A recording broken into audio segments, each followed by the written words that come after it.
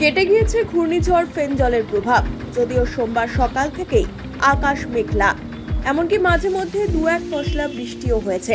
আর এহেন পরিস্থিতির জন্য বেশ কিছুটা নেমে গিয়েছে তাপমাত্রা।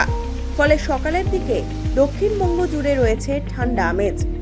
কিন্তু এর পরেও এখনই বঙ্গে জাঁকিয়ে শীত নয় বলেই জানাচ্ছে আলিপুর আবহাওয়া দফতর। বছর শেষ হতে চলল, বাংলায় কবে পড়বে জাঁকিয়ে শীত? কি বলছে আলিপুর হাওয়া অফিস, জেনে নেওয়া যাক।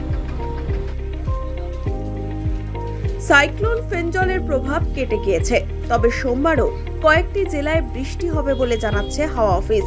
এমনকি কলকাতাতেও আকাশ মেঘলা থাকবে। মাঝে মধ্যে একেবারেই হালকা থেকে মাঝারি বৃষ্টিপাত হতে পারে বলে জানিয়েছে আলিপুর আবহাওয়া দপ্তর। যদিও সোমবার থেকেই আবহাওয়ার উন্নতি ঘটবে বলে জানাচ্ছে আলিপুর হাওয়া অফিস। ধীরে ধীরে মেঘ কাটবে এবং রোদুজ্জ্বল আবহাওয়া দেখা যাবে। এমনকি দক্ষিণ 24 পরগনা, পূর্ব মেদিনীপুর, পশ্চিম মেদিনীপুরে বৃষ্টি হয়েছে রবিবার। সোমবার থেকে এই সমস্ত জেলাতেও আবহাওয়ার উন্নতি হবে বলে জানাচ্ছে আলিপুর আবহাওয়া দপ্তর। সম্প্রতি বঙ্গোপসাগরে তৈরি হওয়া সাইক্লোনের প্রত্যক্ষ প্রভাব পড়েছে বাংলায়। হুহু করে বেড়েছে সর্বনিম্ন তাপমাত্রা। এক ধাক্কায় সর্বনিম্ন তাপমাত্রা 22 ডিগ্রিতেও পৌঁছে গিয়েছিল, যদিও ফের একবার 20 ডিগ্রির নিচে নেমেছে তাপমাত্রা। সকালের দিকে ফের ঠান্ডা অনুভূত হতে শুরু করেছে, তবে জাঁকিয়ে শীত এখনই পড়ছে না। এর জন্য আরো কয়েকদিন অপেক্ষা করতে হবে বলে জানাচ্ছে আলিপুর হাওয়া অফিস। আবহাওয়া দপ্তর সূত্রে খবর, আগামী সপ্তাহ থেকে জাঁকিয়ে ঠান্ডা পড়তে পারে, তবে পশ্চিমাঞ্চলের জেলাগুলিতে ঠান্ডার অনুভূতি অনেকটাই বেশি।